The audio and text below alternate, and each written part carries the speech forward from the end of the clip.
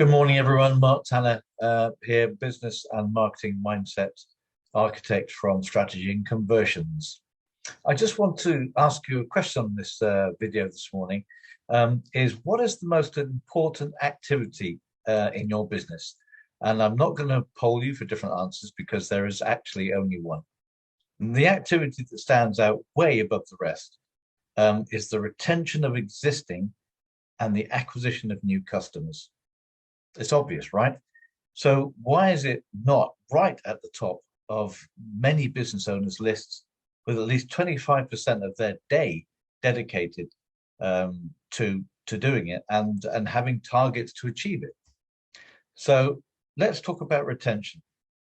It amazes me the number of times, a number of business owners that I've worked with that tell me they don't keep in touch with the customers that they currently have on a regular basis. Now, to me, this should be monthly as a minimum, but far more frequently, really. I don't understand why people don't do this. So these are people that have already worked with you. They've liked what you do, and they may even be raving fans of you. So they want to hear from you.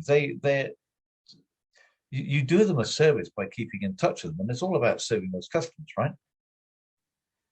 So how do you do that? Well, newsletters, when they're made interesting and informative, personal, because there's many out there that are very, very boring to read.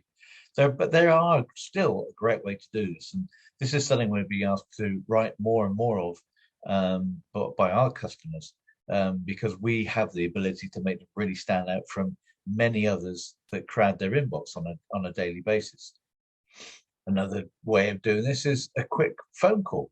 It's a great way to just pick up the phone and speak to your particular customer, but you have to make the phone call informative and interesting. Remember, you're taking up their time, their busy time, which is a precious commodity of theirs. So unless they find value from that phone call, just even if it's just catching up with things and talking about what things are happening, they're not going to want to keep picking up that call every time they see your number coming through on the telephone. So what you need to do on this call or this newsletter is tell them about the products, what's happening in your business, the products or services that you're creating new that may help, and ask them questions about their business. What do they actually? What do they need? What do they need? What are their current challenges in their business? Because every month they'll change, and there'll be new ones coming up every time. You may be able to refer other services that you know of, but also you may be able to actually help them out. But if you don't keep them informed of what you're doing, they may not know that you even provide that service. There are many other ways of communicating with the customers, but however you communicate with them, make it personal to them.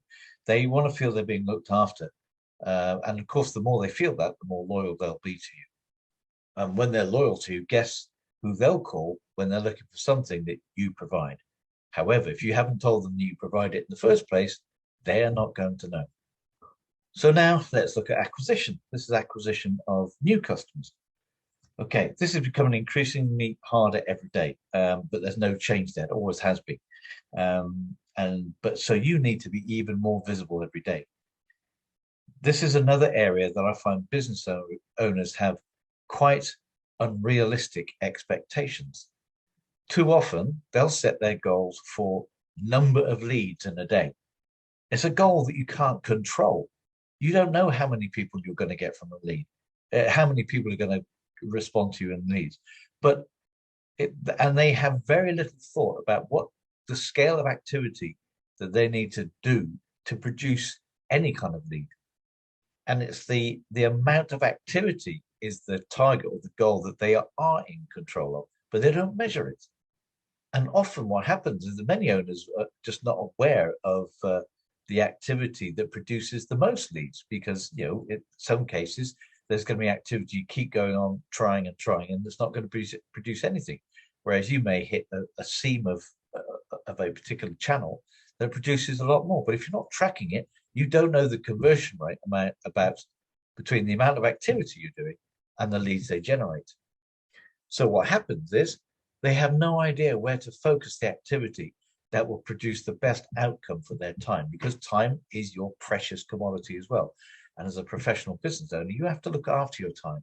So you don't want to be scattergun, scattering it around and not getting the results that you want.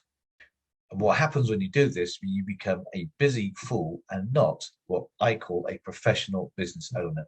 And a professional business owner is tracking that activity that they can control, that generates the leads that they expect, but not that they are in control of directly. So I'd ask you, my purpose of this video really is to obviously share this value with you. And I'll ask you to take a really close look at your whole process of nurturing your existing needs and customers, which is where those people who've already bought from you, so they're likely to buy again, and then looking at the activity you're doing to acquire new leads, because without that, without that, you won't have a business. It's all about the most important activity in your business is sales, and you won't get sales by just playing around with websites, checking your CRM, looking for maybe posting oddly onto social media. You'll get it by professionally looking at how you are generating leads. So please don't be a busy fool, be a professional business owner and look coldly at the activity you're doing and see if you can increase it to generate more leads in your business. Thanks for watching. It's Mark from Strategy and Conversions.